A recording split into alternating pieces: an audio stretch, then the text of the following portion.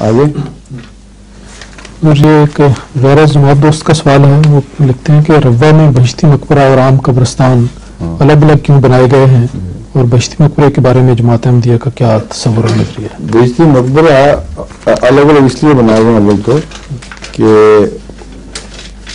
ایسے لوگ جنہوں نے ایک خاص دینی مہم میں بڑھ چڑھ کر حصہ لیا ہو, ان کی یاد زندہ رکھنے کے لیے اور اس لیے کہ ان سب کو اکٹھا دفن کر کے اکٹھے ان کے لیے دعا کے سامان مہیا کیے جائیں, یہ مقصد ہے. اور اس مقصد کے ساتھ ایک اور مقصد بھی وابستہ ہے کہ جن لوگوں کو جو لوگ یہ دیکھیں گے کہ ان لوگوں کا یہ اہتمام ہو رہا ہے اور ان کے لیے دعاؤں کے لیے خاص اہتمام ان بزرگوں کو اکٹھا نیکوں کو کیا جا رہا ہے, ان کے دل میں وہی نیکیاں کرنے کی خواہش پیدا ہوگی جس کے نتیجے میں یہ لوگ آگے بڑھ گئے. تو یہ دو مقاصد ہیں جن کی پیش نظر بہشتی مقبرے کو الگ بنا دیا گیا.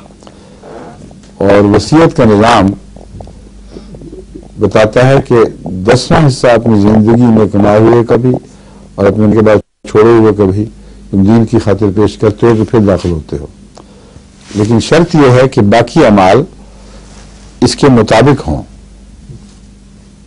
وہ بھی صالح ہوں, ان پر کوئی اعتراض کی کوئی گنجائش کسی دیکھنے والوں کو دکھائی نہ دے. اللہ کی نظر میں جو ہے وہ اللہ بہتر جانتا ہے. ایسے اعمال ہوں کہ دیکھنے والے کی نظر ان کو صاف دیکھ رہی ہو اور یہ قربانی وہ پیش کر رہا ہو, تو اس صورت میں وہ اس بات کا اہل ہوگا کہ اس کو خصوصی جگہ دی جائے.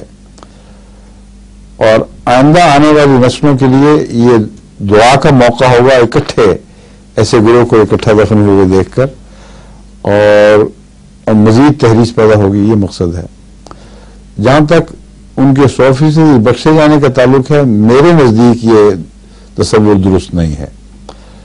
وہ لوگ جن کو حضرت مسیح علیہ السلام نے رویا میں یا کشوف میں یہاں دفن دیکھا یا جن کے متعلق خوشخبریاں تھیں کہ تمہارے ساتھ دفن ہوں گے, ان کے متعلق تو ہم قطعیت سے کہہ سکتے ہیں, جیسا کہ قرآن کریم سے پتہ چلتا ہے کہ بعض صحابہ کے گروہ کو ان کی زندگی میں نجات یافتہ قرار دے دیا گیا تھا.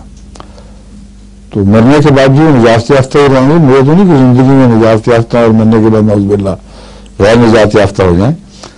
تو اسی طرح مسیح علیہ السلام کے وہ صحابہ جنہوں نے قربانیاں دیں, جن کی زندگی کھلی کتاب تھی اور اس پہ صاف دکھائی دے رہا تھا کہ پاکیزہ لوگ ہیں, ان کے متعلق ہم دل میں یقین رکھتے ہیں مگر یہ فیصلہ نہیں ہے.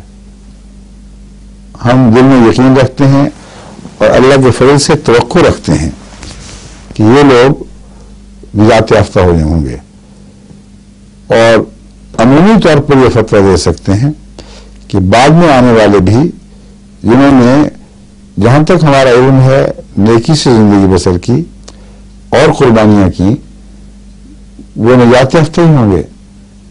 بس بہشتی مقبرے سے یہ مراد ہے.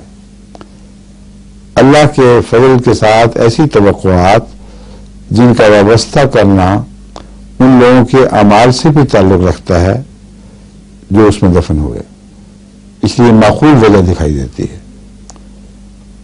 ہر ایرے غیرے کے متعلق جس کی زندگی کے حالات بھی غیر معروف ہیں, مبہم ہیں, اور اس کی دینی قربانیاں بھی یا معمولی ہیں یا درمیانی ہیں, غیر معمولی نہیں ہیں, ان کے متعلق ہم اس قسم کی توقع اس شان سے نہیں رکھ سکتے.